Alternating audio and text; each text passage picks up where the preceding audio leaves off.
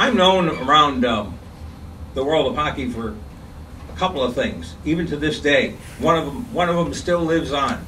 Does anybody know the name of the Japanese hockey player that was drafted by Buffalo? No? I guess. Nobody remembers Taro Tujimoto? No. Greg does, anyway. That's one. Thanks, Greg. In training camp one year, or after training camp, I'm sorry, or during the amateur draft, we had a draft and do a phone draft to pick players instead of meeting in a room like this with all the teams. So it was, I won't go into why, but it was an arcane reason. When it came time for Buffalo to draft late in the rounds, General Manager Punch Imlach was very disgusted by having to wait for this phone thing to go through all the time. So he said, why don't we draft somebody that doesn't exist and give them a good name, and then they have to repeat the name to all the other coaches when they go around again. So I decided that it would be fun to have a Japanese hockey player. There used to be a Japanese garden store in Elma, New York with the name Tujimoto's. It was on Route 16. And I said, that's a good last name, and Taro would be a good first name. And so we drafted Taro Tujimoto, and instantly I made up this persona with a height, a weight, goals, assists, played for the Tokyo Katanas, you know. And so every time that, so we drafted him, and of course we had to spell the name to the Clarence Campbell, who ironically was a member of the prosecution team as Justice Jackson was in Nuremberg. Clarence Campbell was the president of the NHL at the time, Canadian lawyer from Montreal, and very stuffy guy. And he had to get, so we spelled the name over the phone to him. That's T-A-R-O-T-S-U-J-I-M-O-T-O. Could you repeat that, Mr. Imlach? T-A-R-O, you know. So then he had to give it, I think there was 20 teams in the league then. He had to repeat that to each one of the 20 teams over the phone. So he was drafted. Taro was drafted. And we never even told the owners, Seymour and Norty Knox, that there was no such person as Taro Tujimoto. And in fact, we set it up with the trainers so that in training camp that year, I set it up actually. And I'd like to spread the wealth here, but I didn't. And we had a stall for him. He was in the training camp guide. We got equipment hanging for him and everything, you know. So the owners said, is he coming to training camp or not? We said, well, I don't know. Maybe he'll show up. Of course, he didn't show up, but we were in St. Catharines, Ontario, up the road in Buffalo, and we were staying at a Holiday Inn. The whole team was staying there, and Seymour was having lunch with his brother Norty in the coffee shop, and there happened to be a fella in there. I assume he was Canadian, but he was definitely Japanese. And when I had this brilliant idea when he watched him very closely, and when he got up to leave, pay his bill, I had Taro Tujimoto paged from the front desk. And you should have seen those Knoxes go out the door after him. And this poor guy, he didn't know what was from any place. Well, I was, myself and Floyd Smith, who was coaching Buffalo at the time, who was in on the gag, we were laughing so hard we practically were rolling on the floor because they thought they had found Taro Tujimoto. That's the kind of nonsense I involved myself in. I used to pull April Fool's jokes, and I did, one year I know you get a lot of sports out of this, by the way, but I realize all of the jokes. So I used to send out these fake news releases every April 1st, and that's not uncommon, particularly in Europe in the media. Many might know that. But we would send out a release, and one of my favorites was the year that you always take a kernel of reality when you work in this business, PR business, if you're going to do a joke. So they were putting in a brand new ice surface, taking all the piping in Memorial Auditorium, the old place where the Sabres play. So I thought that was interesting. So we can work this out. So I sent out a release announcing that we were going to be the first team in NHL history and pro hockey history to skate on plastic ice.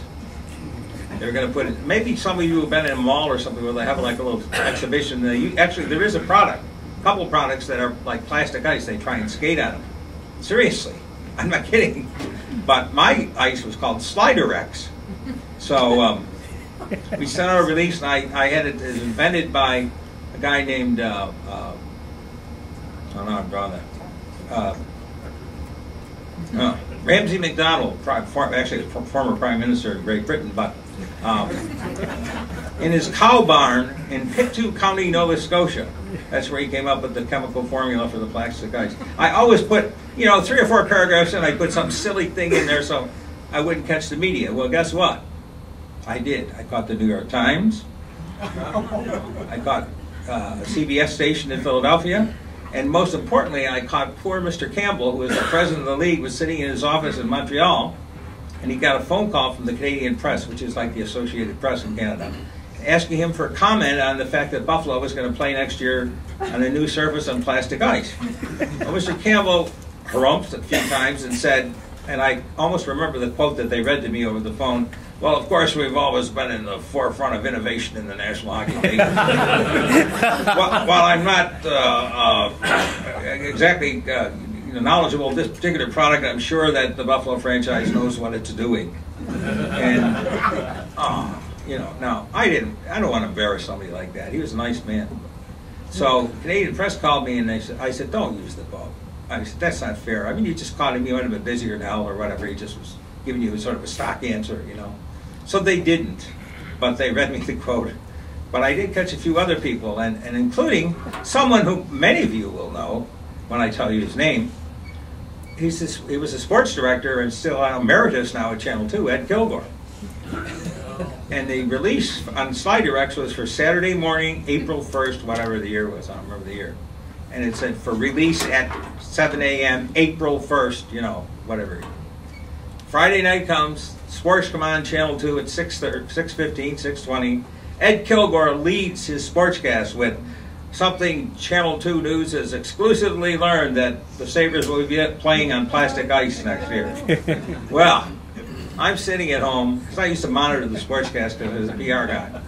Now I start to laugh. My wife is, what's the matter? The tears were rolling down my face, I was laughing so hard. So I composed myself after he went off the air, and I hit his private number. And I called his private number, and I said, this is Paul Wieland. And he said, yeah, Paul, what? And I said, I'm really mad at you. And he said, why? I said, you broke my release date. That's not supposed to be out until tomorrow morning. He's still not sure whether he got taken. No, he is sure he got taken. It was, it was my favorite moment, actually.